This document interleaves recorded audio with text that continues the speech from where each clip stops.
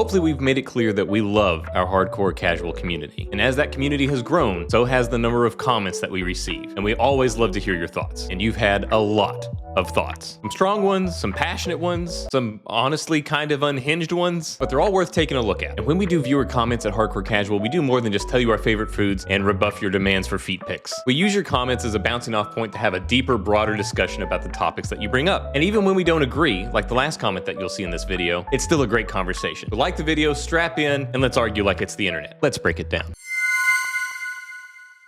So this comment is going to be from our video about Borderlands 4 and whether or not it will be an elevated price. Chintzy Magnet commented saying, I wasn't paying $70 for it. I'll buy it for sub 20. I'm in no hurry. That's if it's good. Maybe I'll get it for free. And a little pirate flag. Not going to support the pirating aspect of it, but I will say though, there's no shame in waiting for a game to come down in price. No, I think I've reached a point where even something I'm excited about, I don't need to have it right off. I think with Borderlands, I can wait for this one to go on sale, honestly, and still be just as excited as people are that are going to stand in line for it. Especially one like this where it's not so much about like, yeah, you can do online, but it's like online co-op or something like that. Yeah. You know, it's like you're not getting a lesser experience if you experience it later.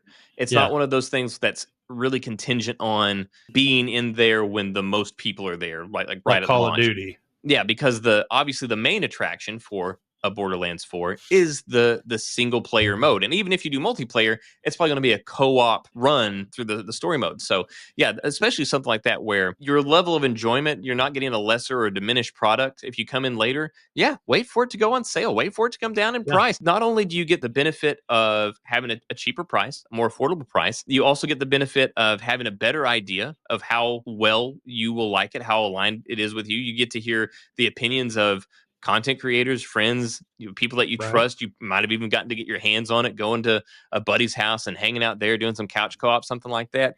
And you also get the benefit of any of the post-launch bugs or something like that. Those are going to be patched out, taken up. So you're actually going to be getting a better version than people got at launch because you will go into that with all these patches. So no shame, absolutely, in waiting for a sale. Always support that. Then on the same video from Mino2294, and actually had quite a long back and forth with Mino. It was a fun conversation. But he mentioned something that he had heard us talk about in the show, and he said, gaming is the cheapest form of entertainment by far. The game could be $100. It would still be the cheapest form of entertainment. I spend over 200 hours on Borderlands 3. Let's say I at least spend 50 hours on Borderlands 4 at $80. That's $1.60 per hour for entertainment. Nowhere on this planet can you find that nowadays, not even at the cheap movie theater. I'm not defending the price hike, but I wish everybody would just get a real perspective. This was in reference to something that I was talking about on that video where I talked about an objective value statement that people have attempted to attach to games sometimes and trying to make part of their review. And that is you take the amount that you spend on the game and then you divide it by the number of hours that you spend on that game. And so this is what he was doing there, where he's kind of like using that perspective. And it is true. So this is true that if it is a game that you enjoy, the value proposition is still one of the greatest value propositions that you can find out there, because the entertainment per hour is very far below what it is to go see the movies, where you're paying $20-$30 for a ticket. The big problem that a lot of people will come to here is the lump sum all up front. Even if it is a great value, even like he said, even if it was $100 or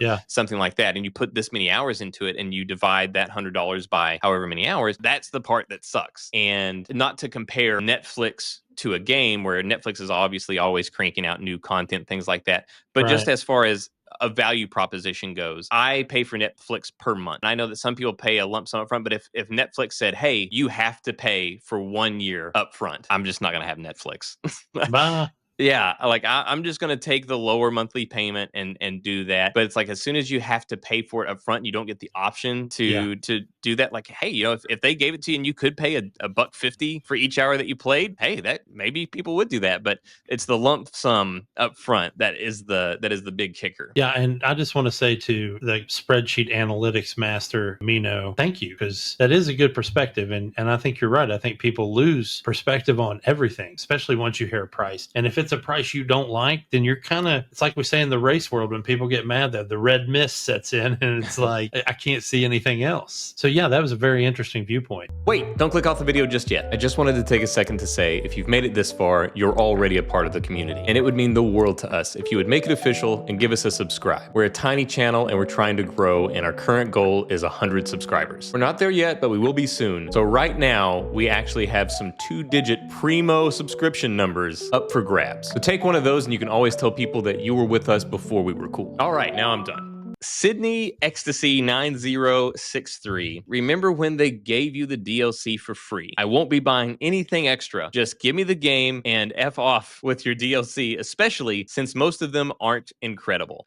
That is valid. I completely understand that. So this is what we were talking about before, where DLC, yeah, it used to be free a lot of the times up until, again, Horse Armor. Thank you, Bethesda. But I think that's, again, a totally valid stance where you say, you know what, dude, I will buy the game. I just won't buy any DLC. I don't disagree. Like, one of the biggest things that pisses me off, used to when you bought a season pass, it was technically all their DLC forever. Now the season pass is literally a season pass. Once fall turns into summer, we're releasing a whole new 5 or 6 content packs, and you need a new season pass. Yeah, I hate that. Yeah, like you said before, season pass meant you got everything. And season pass was more a colloquialism than anything else. Yeah. It was just a way to kind of put on there. But yeah, then they're like, well, that was season 1. Here's our season 2 content. You're like, mother, come on now. And yeah, I hate that. I hate that. And it's one of those things where I 100% understand just being exhausted by the nickel and diming of everyone through this whole thing. So yeah, that's a valid frustration. And then State of Play announces that Rainbow Six is instituting a subscription fee. $10 a month. Dude, I thought we were done with that. It is 10 years old, and they are instituting a $10 a month for one game. We both have Game Pass, and I paid $20 for my Game Pass, but I have access to like 300 games. Rainbow Six Siege is strictly team versus team. Yeah, like whereas World of Warcraft has story and all this expansive world that you're paying this monthly subscription to partake in. It's for something like Rainbow Six Siege. That's wild to me. I guess I'm almost afraid to ask. Does this $10 a month charge guarantee you access to everything in the game? I do not know the answer. I'm guessing yes. I think this is a way to try to get people to come in this world so that they can be cannon fodder for all the pros. So the pros need like sparring teams, I guess, developmental squads. Because if it's not, if you pay $10 a month and then they still want you to pay for new operators or something like that, I would be livid. I think that is minimum what you should do if you are charging people a monthly fee. I think at minimum they should get everything, all the DLC. Ideally, you should give them a little something on top. Yes, but at minimum, you should give them absolutely everything that the game has to offer. Yeah. Here's one where talking about Borderlands and while talking about this and then the follow-up video where we talked about Borderlands and Randy's apology and all that whole thing, I mentioned as part of setting up a joke, but it is true that Randy was a visionary and had redefined genres on multiple occasions across multiple systems. And we had a commenter, and this was Michael Wall 7810, and he says, I thought Gearbox was the studio that made Borderlands and then a bunch of other crap that overpromised and then completely bombed. Aliens, Colonial Marines, and Duke Nukem immediately come to mind. Did they make something that wasn't Borderlands or complete crap when I wasn't paying attention? Real question, not sarcasm. Borderlands is fine, but at least for me, hasn't really been great since part 2. I think I responded to that. You did. That's why I said this would sound familiar to you. Yes. Yeah, I think I'm pretty sure I brought up Brothers in Arms. You did?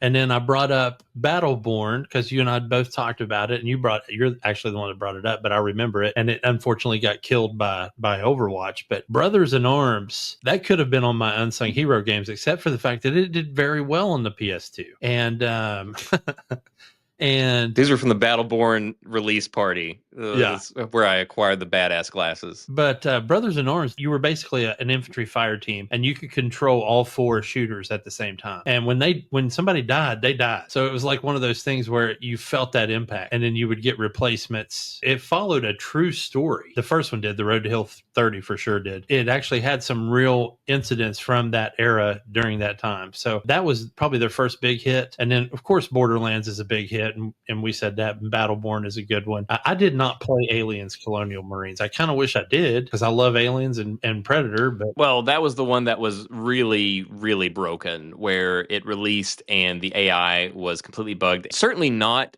excusing the release of Colonial Marines in the state that it was in. That was certainly not good. And then Duke Nukem Forever, that's one where I don't think anybody really expected it to be good. That's one of those games, if you go back and you play those old Duke Nukem games, they weren't great. That was an era where they took the Doom format, yeah. the perspective and everything like that, and they just kind of put different things on top of it.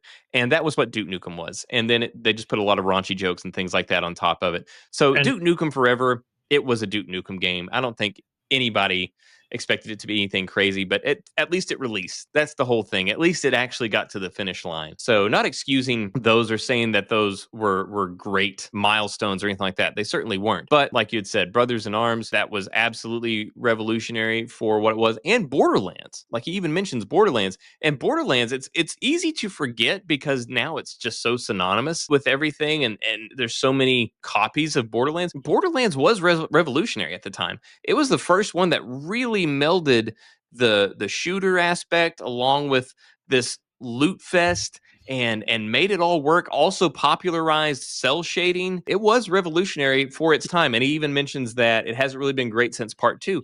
And I would agree. That's what we had said many times. yeah, Part one and part two were the height.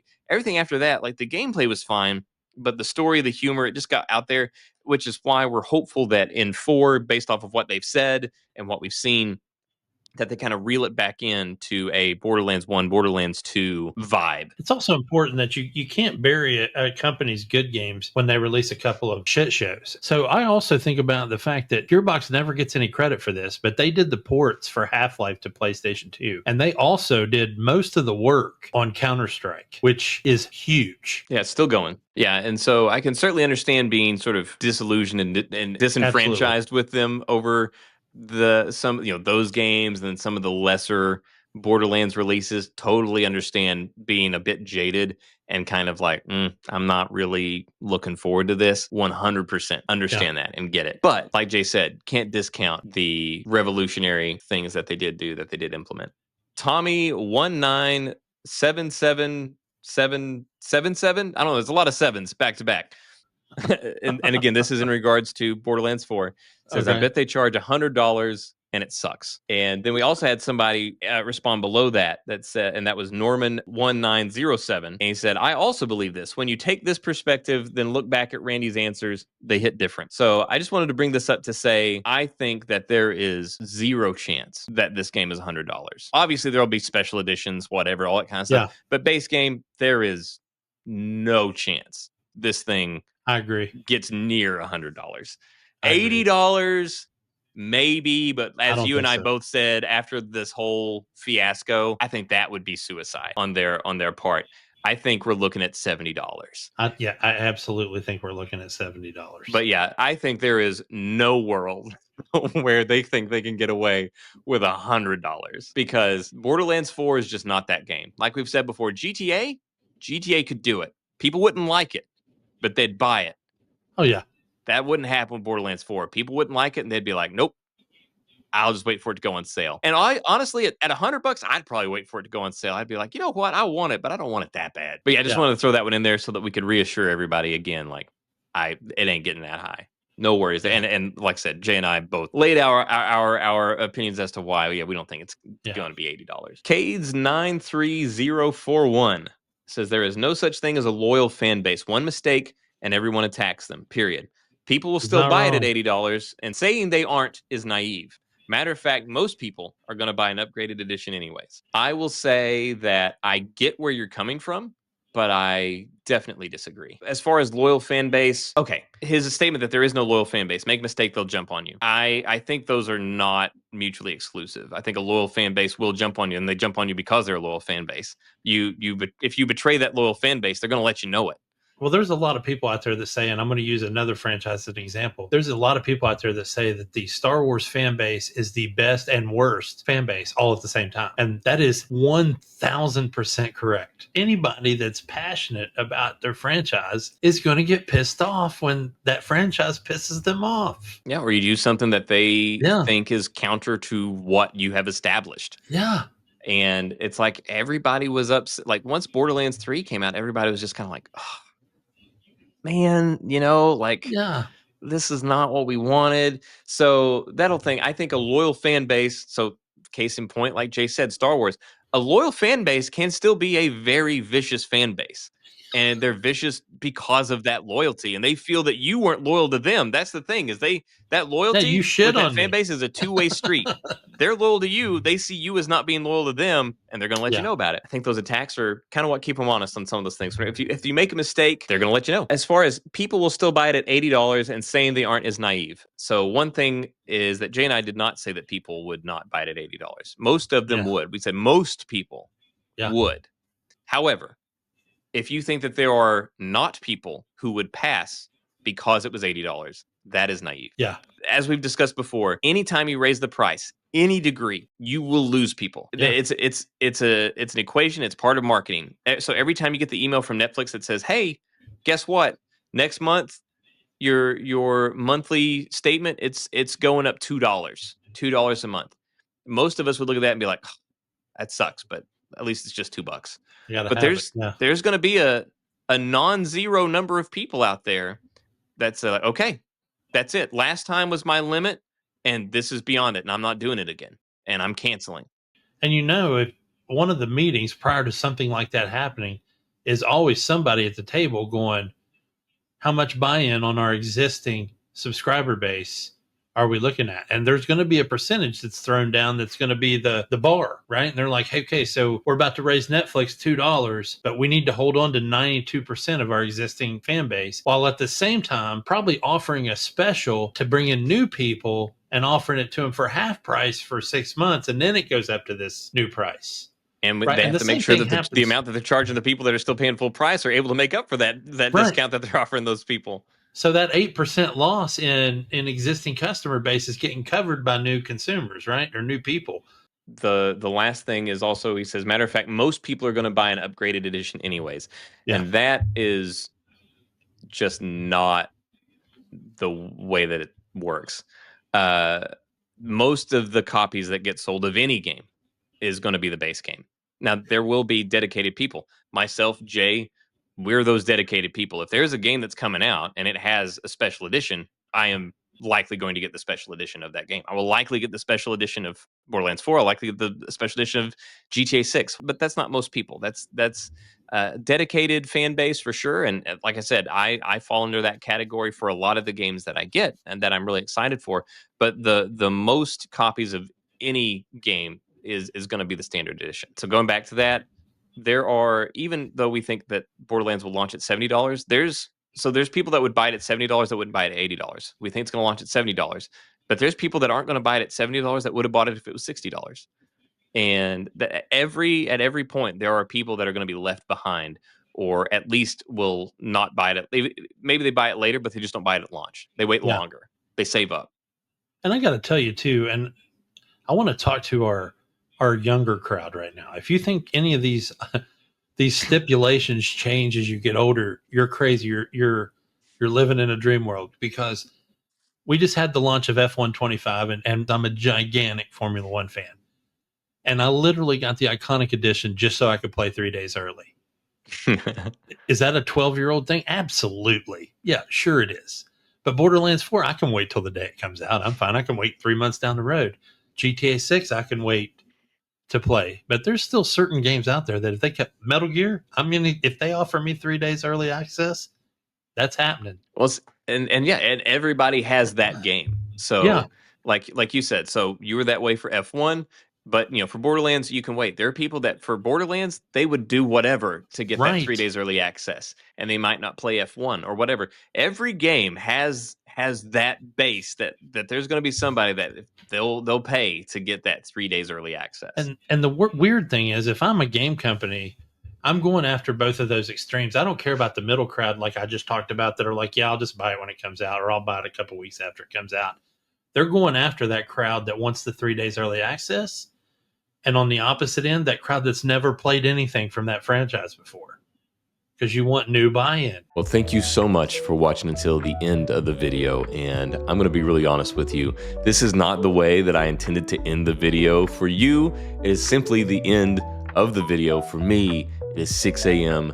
the day after what was supposed to be my last day of editing this video. And I've been up all night. I am sick. I was dealing with technical issues, had to recover footage, but it was really important to me that I did what I could to figure everything out and get this video out to you guys, because I truly, truly love this and appreciate you. And I hope that comes across. I just want you guys to know that. So watching the entire video, thank you so much.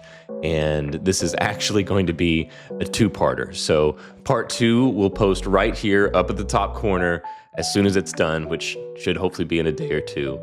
And the one before this, our first round of viewer comments, that's going to be posted right here on the bottom corner. But until the next time, thank you so much again. You are what makes this community great, and I will talk to you guys soon.